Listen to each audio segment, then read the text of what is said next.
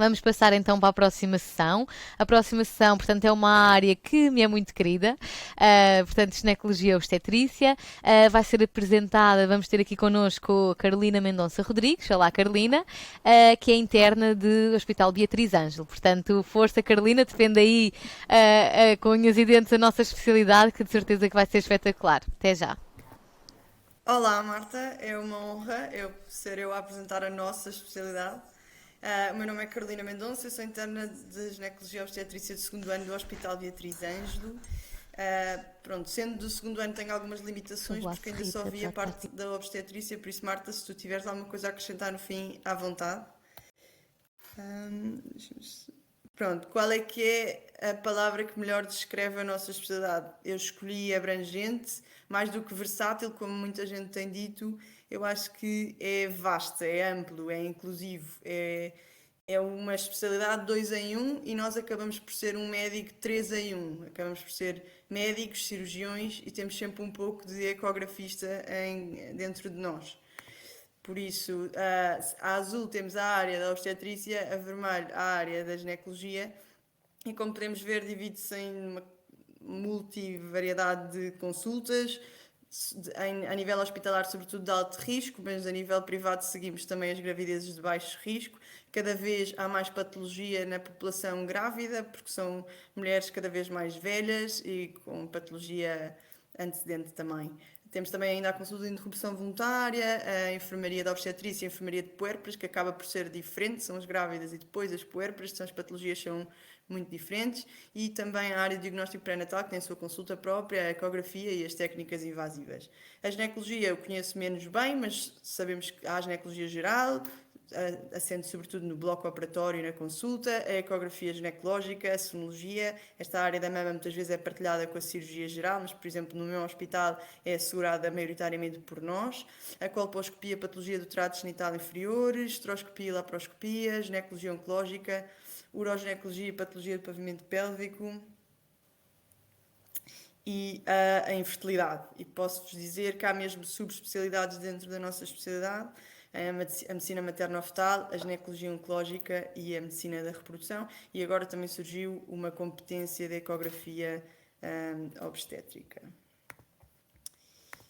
Pois, em relação aos pontos positivos, o facto de, lá está, de ser 2 em 1, por isso é uma especialidade médico-cirúrgica, é o facto de ter muito trabalho e espírito de equipa, nós nunca estamos sozinhos, são raras as nossas ações sozinhas, mesmo no bloco de partos é muitas vezes pelo menos a dois, e é uma equipa que não é só a equipa médica, mas também há um contacto muito próximo com a equipa de enfermagem. A relação médico-doente é uma relação próxima, sobretudo durante os 9 meses de seguimento da grávida. Aí sim, nós somos quase, não diria amigos, porque isso não é uma relação saudável, mas é uma relação muito próxima. E nós temos o acompanhamento longitudinal da mulher ao longo dos vários ciclos, o que também a mim me parece ser uma vantagem. Depois, o facto de nós podermos promover vida saudável, nós tratamos pessoas saudáveis, não só a patologia.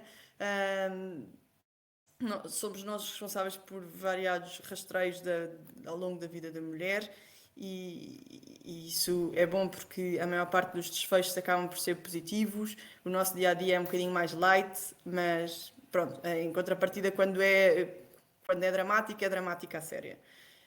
De um ponto de vista mais prático, eu também destaco como um ponto positivo a empregabilidade, apesar de nos hospitais públicos agora já começar a escassar, em alguns deles, escassear algumas vagas, a nível privado somos sempre muito requisitados. Em relação a pontos negativos, esta relação médico-doente próxima também tem o seu lado negativo, portanto, temos de ter uma disponibilidade permanente, os doentes acabam por vir connosco para casa, isto depois depende um bocadinho da nossa abertura, mas sabemos que há doentes que acabam por ter os nossos números de telefone portanto o trabalho continua em casa, mesmo de férias e nos fins de semana, e às vezes nas grandes jantaradas, e nós temos que estar sempre de sobreaviso, porque sobretudo se tivermos alguma grávida próxima de entrar em trabalho de parto, temos que estar alerta. É uma urgência aberto ao público com muita afluência, 24/24 horas. É uma urgência que é assegurada só por nós, só pela nossa especialidade, e por isso os serviços públicos estão muitas vezes desfalcados e há muito, por causa disso, o internato tem uma pesada carga horária, porque nós acabamos por tapar muitos buracos. Como qualquer especialidade, a curriculite acaba por ser um ponto negativo, andamos sempre atrás de cumprir os números recomendados pela sociedade, pelas sociedades, e pronto, embora sejam só números recomendados, nós vemos aquilo como uma obrigação e, portanto, às vezes ficamos obstinados na necessidade de cumprir os números, ainda que eu acho, e isso às vezes, para me tranquilizar, eu gosto de pensar assim, eu, mais do que o número, eu quero chegar ao fim a saber fazer e com a certeza de que sei fazer. Portanto, se ao fim de 100 partos eutóxicos eu achar que não tenho competência para os fazer, então não me vale de nada ter os 100 partos eutóxicos requisitados. Por isso, esta curriculite acaba por ser um ponto negativo, assombra-nos muito e mesmo que nós não queiramos, anda sempre um bocadinho atrás de nós, porque temos a tendência para nos comparar e interpares e o número é sempre uma fácil comparação. Depois, como ponto negativo, eu não podia deixar de ressalvar os aspectos legais, ok? Nós somos uma especialidade que agora está muito na berra, não é?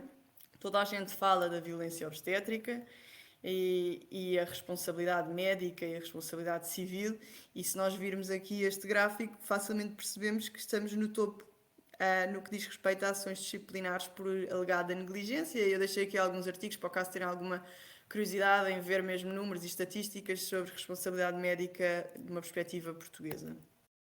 Pronto, agora até não há jornal e não há televisão que não fale disto, da violência obstétrica, até a Assembleia da República se resolveu debruçar sobre o assunto e realizar um estudo.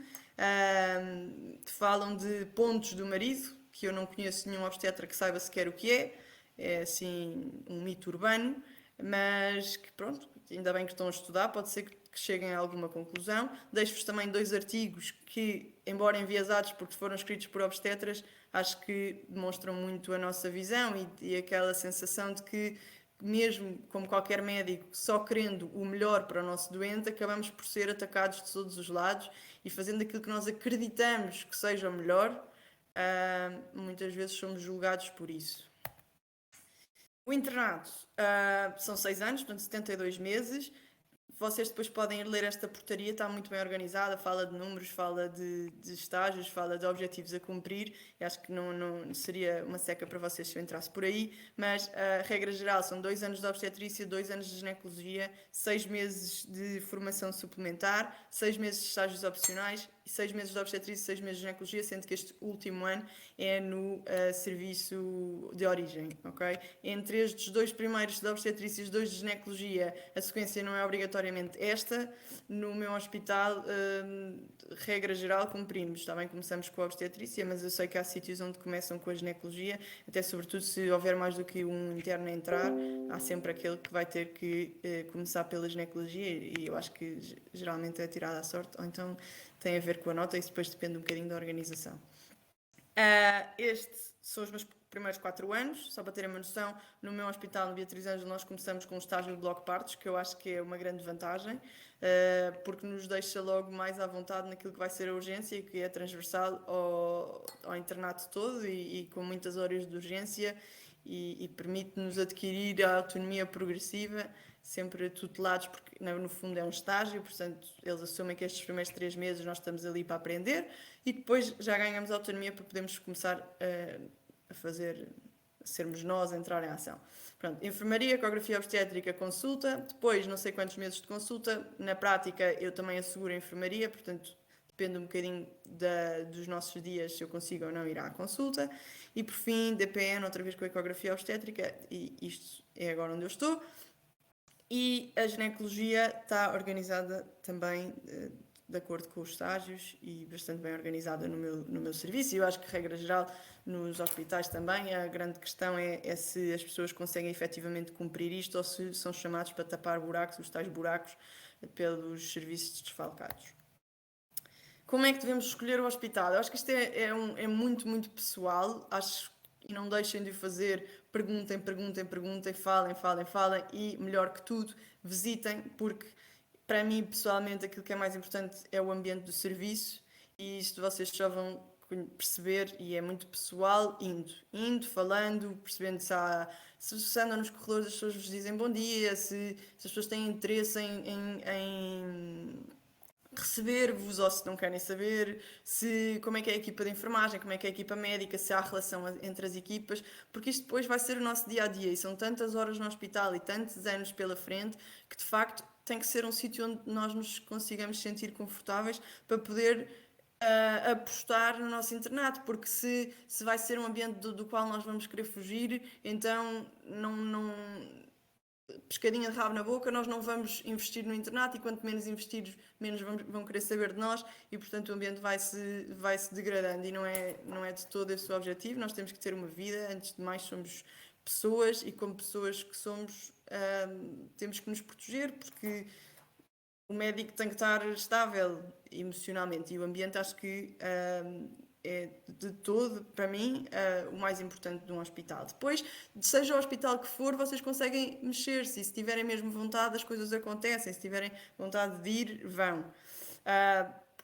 Saber qual é a idoneidade de formação, portanto, se vão querer fazer muito, se vão ter que fazer estágios fora ou não, isso depois pode ser uma vantagem ou uma desvantagem, consoante estejam fora, longe de casa, ou consoante queiram ter alguma flexibilidade ou ver várias formas de trabalhar.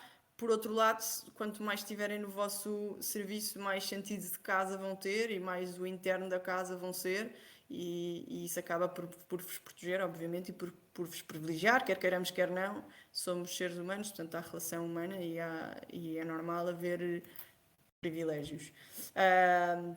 Perceber se a atribuição do tutor é uma coisa linear ou se vão deixando de andar, porque é importante terem alguém que vos guie ao longo destes 6 anos e com quem possam falar. Se a equipa está completa ou se o serviço é assegurado por tarefeiros, porque uma equipa que é muitas vezes assegurada por tarefeiros, os processos são menos oleados, as coisas funcionam menos bem, cada um faz a coisa à sua maneira. É importante saber se temos protocolos, se as pessoas se regem pelas mesmas normas e pelas mesmas práticas, isso é importante. Perceber também qual é a complexidade dos doentes, e aqui nós podem perguntar a partir de que semanas é que a neonatologia recebe os prematuros. Geralmente os centrais recebem a partir de mais cedo, mas nem sempre é assim. Nós, sendo distrital, recebemos a partir das 28, o que já nos permite receber alguns casos mais complexos. Vamos perceber se existem as especialidades de apoio. É verdade que nós nos fechamos um bocadinho no nosso mundinho, mas às vezes é preciso pedir apoio e se for uma maternidade isolada como a maternidade Alfredo da Costa, se calhar esse apoio não é tão evidente. Carga horária, bancos, saídas, folgas, se cumpre as folgas, se cumpre as saídas, se vai ser difícil pedir uma folga, se a equipa recebe bem, qual é a remuneração? Às vezes, onde se trabalha mais, também se ganha mais, e isso pode ser importante em determinadas fases da nossa vida. A autonomia nas consultas no bloco partos e no bloco cirúrgico. A autonomia esta que eu acho que deve ser progressiva, não é mandarem-vos aos leões, é mesmo tutelar-vos.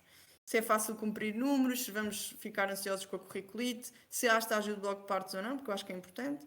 Qual é o apoio científico, qual é o incentivo à investigação? Isto depois já é um bocadinho mais pessoal, há quem goste mais, há quem goste menos, é mesmo perguntar, está bem? E qual é a abertura ao privado, porque lá está, nós vamos ser solicitados, alguns no nosso internato, e perceber se dentro do nosso serviço há abertura ou não a que nós façamos privado. Pronto, estive em dúvida. Acho que estive em dúvida essencialmente com estas duas. Hoje em dia tenho a certeza absoluta que tomei a decisão certa, mas se calhar se não tivesse conseguido entrar, uma destas teria sido.